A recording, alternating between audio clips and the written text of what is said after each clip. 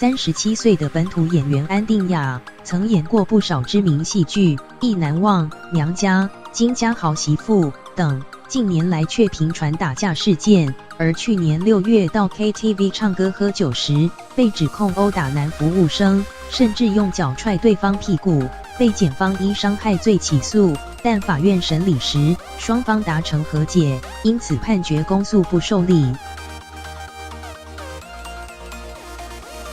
安定雅2014年曾跟艺人秦阳酒后互殴，双方都被起诉，最后在法院握手言和，互相撤告。而2015年又发生打架事件，在火锅店用餐时，因跟其他客人发生争执，怒殴对方，再次遭起诉，最后双方达成和解，才让事情告一段落。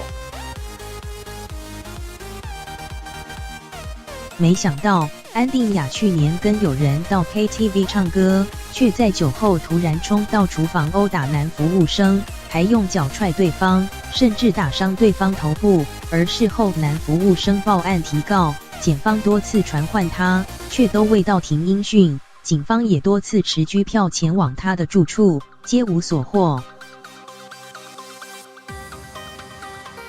最后台北地检署根据男服务生的验伤单和监视器等证据，认定安定雅确实有打人，依伤害罪将他起诉。